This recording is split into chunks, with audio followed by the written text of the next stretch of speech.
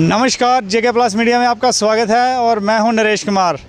तो आज मैं आया हूं पंचायत हल्का खनीकोट और यहां पे मिले हैं हमें एक्स सरपंच श्री रिखी सिंह जी, जो कम से कम 10 साल पहले यहाँ पे 10 साल पहले यहाँ पे सरपंच रहे हैं। तो आज इनके साथ बात करते हैं क्योंकि इलेक्शन का माहौल गरमाया हुआ है और आखिर इलेक्शन के बारे में ये क्या क्या बातें बताना चाहते हैं और क्या अपील करना चाहते हैं लोगों के साथ। तो पहला नंबर, सरपंच साहब आपका स्वागत है हमारे जेके प्लस मीडिया में। शुक्रिया सर नरेश जी, आपका और जेके प्लस मीडिया का शुक्रिया हम भी कहते हैं। और आप आवाम की आवाज़ बन के यहाँ पे आए हो, इसके लिए हम आपका शुक्रिया करते हैं यहाँ की आवाम की तरफ से।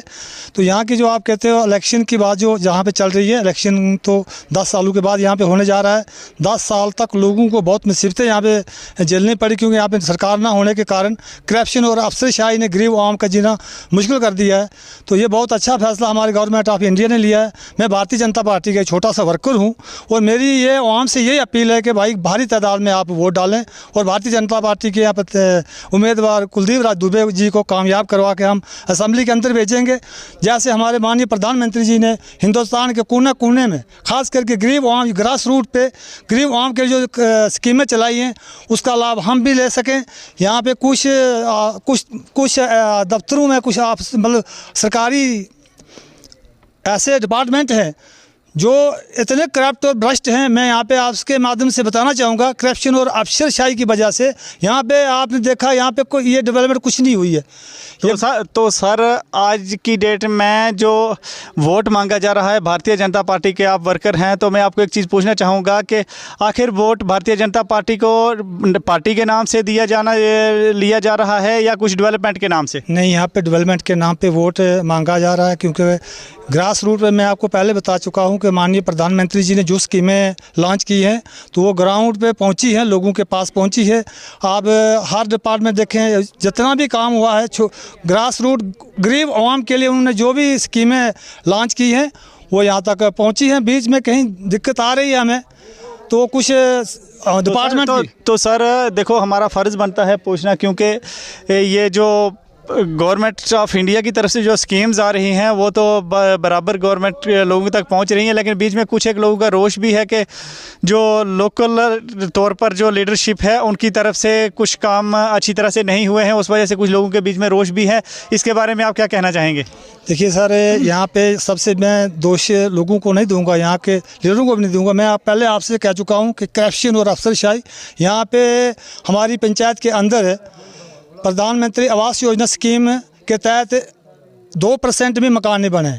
पंचायत वालों से हमने ये बात की, उन्होंने बताया कि भाई हमने यहाँ से लिस्टें भेजी थी, हमने रेजोल्यूशन बना के भेजे। मैं पंचायत में के अंदर रहा हूँ, लेकिन वहाँ पे पता नहीं अरनास के अंदर कंप्यूटर के अंदर वो लिस्टें कंप्यूटर ने खा ली या किसी सरकारी अधिकारी ने उसको ख़त्म कर दिया, हमें पता नहीं। लेकिन ये देखने में आया, कुछ लोगों का कहना है कि जब तक मामा छुछू को कुछ चटाया नहीं जाता, उसकी जेब में कुछ डाला नहीं जाता, तब तक किसी का मकान ना आ सकता ना बन सकता। जिन लोगों ने तो सर आने वाले टाइम में आप क्या आश्वासन देते हो लोगों को? जैसे पहले लोगों के नाम कट गए, क्या फिर से कटेंगे या कुछ होगा भारतीय जनता पार्टी की तरफ से लोगों को सपोर्ट? नहीं सर, हमें पूरी उम्मीद है कि हमारे यहाँ से जो उम्मीदवार कुलदीप राज दुबे जी हैं, बहुत ईमानदार और गरीबों की मदद करने वाले हैं। वो आवाम की मदद करेंगे और यहाँ के जो भी लोगों के मसाइल हैं वो हल करेंगे। यहाँ पे बेरोज़गारी अरूज पे है।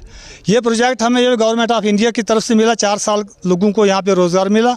हम चाहते हैं कि यहाँ पे सवला कोट एक प्रोजेक्ट, अगर मैं आपको बताऊँ तो 1985 में सलाल का प्रोजेक्ट कम्प्लीट हुआ था और 86 में यहाँ पे काम लगना था। मैं 1986 का मैट्रिकुलेट हूँ और उस प्रोजेक्ट के कारण ना तो मैं आगे पढ़ सका और ना वो प्रोजेक्ट लगा। हम तो इस वक्त बूढ़े हो चुके हैं, लेकिन हमारे बच्चे भी ओवरेज होने जा रहे हैं, आज तक वो प्रोजेक्ट नहीं लगा। अभी हम कुछ अर्सा पहले यहाँ से गए थे माता मचेल की यात्रा में, तो हमने देखा चंद्रकोट से लेकर डूरू तक 7 प्रोजेक्ट हमने वहाँ पे देखे और उस एरिया में कोई पॉपुलेशन भी नहीं है, क्योंकि वहाँ की नुमाइंदगी अच्छी थी। उन लोगों ने वहाँ पे प्रोजेक्ट लगाए, वो वहाँ पे लोगों को रोज़गार मिला। हमें आज तक ये प्रोजेक्ट हमारा यहाँ पर लगा नहीं। हम चाहते हैं कि भारतीय जनता पार्टी के छोटे से कार्यकर्ता के होने के नाते भी, और हम ये गवर्नमेंट ऑफ इंडिया से डिमांड करते हैं कि इलेक्शन के बाद सबसे पहले हमारा ये प्रोजेक्ट लगना चाहिए। और यहाँ पर बेरोज़गारी है, यहाँ का नौजवान पढ़ा लिखा कम है, लेकिन काम जानता है, काम करना जानता है, लेकिन यहाँ पर रोज़गार ही नहीं है। तो मैं यही कहना चाहूँगा तो हमें तो पूरी उम्मीद है यहाँ से हमारी भारतीय जनता पार्टी की सरकार भी बनेगी, कामयाब भी होंगे हम। तो कहीं ना कहीं ये एक्स सरपंच श्री रिखी सिंह जी ने बताया कि जो पहले हो गया वो हो गया, लेकिन आगे वाले टाइम में नहीं होगा और रोज़गार भी मिलेगा युवाओं को। और ये प्रोजेक्ट के बारे में भी जो इन्होंने बोला, इन्होंने पूरा विश्वास दिलाया कि लोगों को ये प्रोजेक्ट जो आने वाला है, जो सबला कोट वाला प्रोजेक्ट है, इसके बारे में भी इन्होंने बताया कि इसके ऊपर भी ज़रूर